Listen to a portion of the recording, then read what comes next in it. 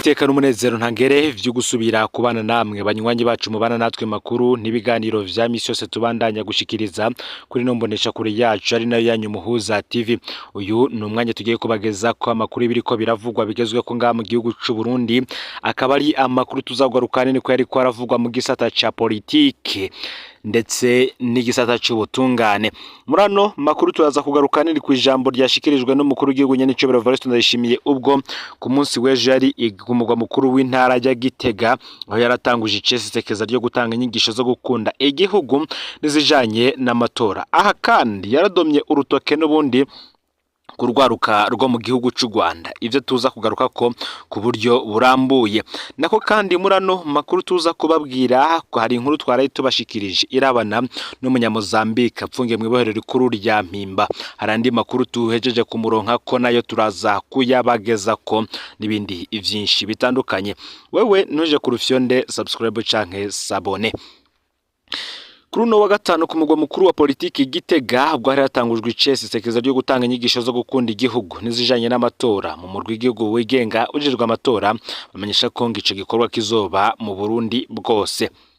Ivyo bikorwa vyabereye ku kibuga c'umupira w'amaguru Stade Ingoma, vyitabiriwe n'abategetsi b'u Burundi guhera ku mukuru w'igihugu Evariste Ndayishimiye, umukuru w'inama nshingamateka Nyeniteka Daniel Geras Ndabirabe, umuhuza w'abarundi, abashikiranganje batandukanye harimwo n'umushikiranganje wa mbere Gervase Ndirakobuca, abashinga amateka babura amatari n'abastanteri b'igihugu cose, abarongoye imigambwe yeme mu Burundi, abagize inzego z'umutekano ndetse n'abaserukira ibihugu vyabo ngaha mu gihugu c'u Burundi ndetse nabo bose baserukira urwaruka.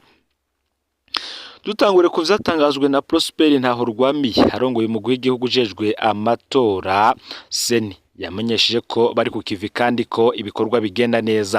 Yemereye umukuru w'igihugu yamushinze ayo mabanga ko be nabo basangiye akazi biteguye gukorera hamwe kandi bafatanye mu nda mu ntumbero yo gutunganya amatora atagira inenge. Umukuru w'igihugu Evariste Ndayishimiye yashimiye abagize Seni aho bagejeje igikorwa. President Ndayishimiye kandi yaciye amagarira abarundi kuzitabira amatora yo mu mwaka uza w'ibihumbi 2025 umutima uri hamwe. Ni mu gihe Kefa Nibiza arongoye umugambwe Kodebu yari yitabiriye ivyo biganiro, nawe yashimye igikorwa ca Seni akamenyesha ko atacizere ko hagiye kuba amatora meza. Kuri bamwe mu rwaruka bahungiye mu gihugu c'u Rwanda, aba rero umukuru w'igihugu nabo yabagarutseko. Aba ururwaruka rwahungiye mu gihugu c'u Rwanda ruhunga bimwe vyava kumvo za politiki, umukuru w'igihugu Evariste Ndayishimiye ngo yabijeje amatora meza, ngo nabo nta cizere namba abafise. Mu gihe ngo muri kahise ku Burundi iyo himirije amatora haduka ibihuha vyinshi n'inyigisho zicanishamwe abarundi, President Evariste Ndayishimiye yagabishije abo bose bafise imigambi nk'iyo mibi. Ngayo matora y'umwaka w'ibihumbi 2025 naye abashinga amateka, abakenguza amateka, abahanuzi b'amakomine be n'abarongoye imitumba. Inyuma y'ayo matora yo mu mwaka w'ibihumbi 2025 ngo azocakurikira amatora y'umukuru w'igihugu azoba mwaka w'ibihumbi 2027.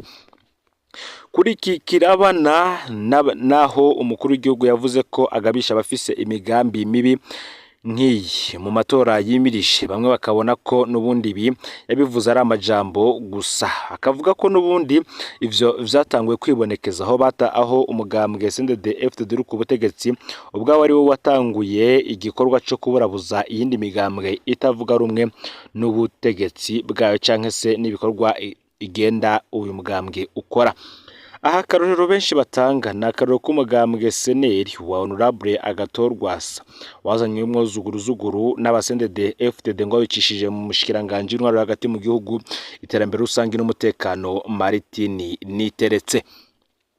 Mu yandi makuru nk'uko nabibagejeje ko ku mugoroba, inkuru twasoreje ko ku munsi w'ejo twarabagejeje ko inkuru y'umunyororo ava mu gihugu ca Mozambique amaze imyaka myinshi mu ibohero rikuru rya Mpimba, yamaze guta ubwenge, atazi igihe yafatiwe, atazi nomero y'idosiye yiwe, ntazi n'imyaka asigaje kumara mu Mpimba.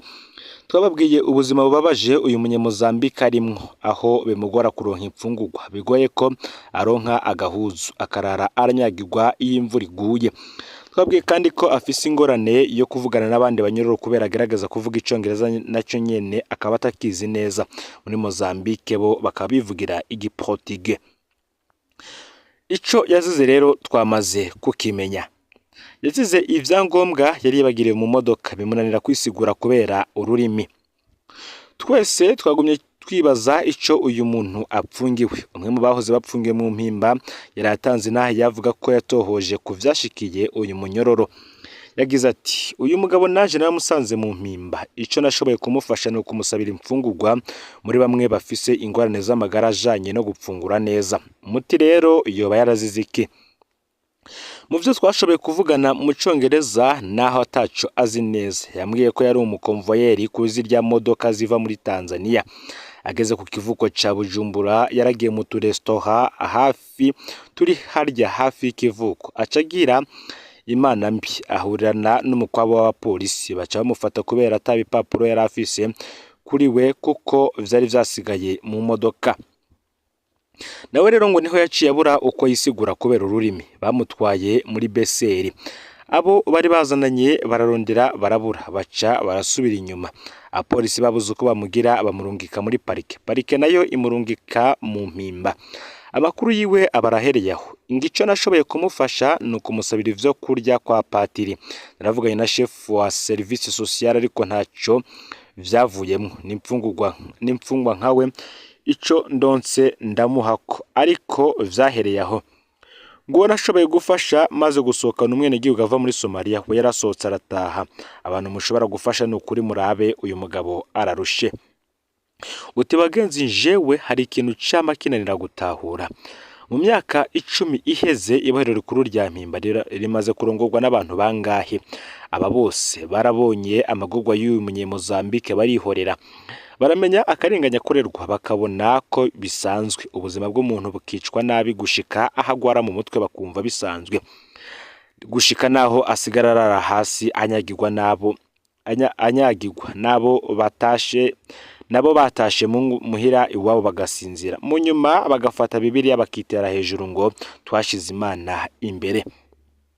Uyu munyororo avuga ko yitwa Onaga Puka, avuga ko ava mu ntara ya Nampula muri Mozambique ahitwa Buronde. Hari abibaza ko ashobora kuba yaramaze kwibagira izina ryiwe na be naho ava. Uwomenya neza izina ryo yodufasha gukora umwidondoro wiwe. Turabandanya kandi gushimira benshi bariko baragerageza kuraba ico bamufasha na cyane abarundi bari muri Mozambique be n'abahoze baba muri Mozambique ubagarutse mu Burundi. Bose bakaba bashima ingene bafashwe bari mu gihugu ca Mozambique bakumva ko bipfuza gufasha umunyamozambique ari mu Burundi.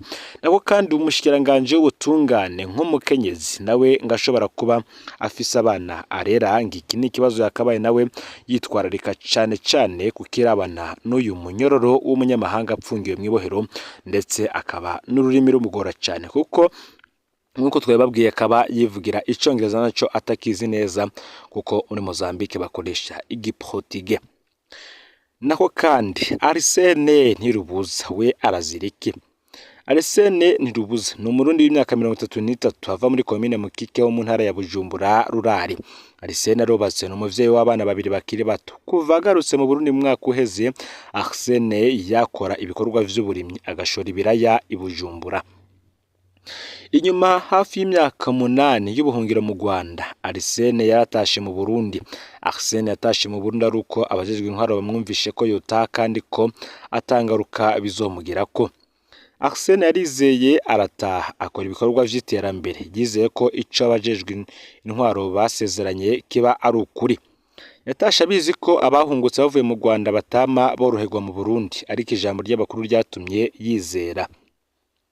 Arsene Ntirubuza yahagaritswe hirya yeje ku igenekerezo ya 11 ndamukiza uyu mwaka wa 2024 mu gihe yaravuye mu mirima yiwe. Ejo haheze Arsene yaramanukanywe mu gisagara ca Bujumbura.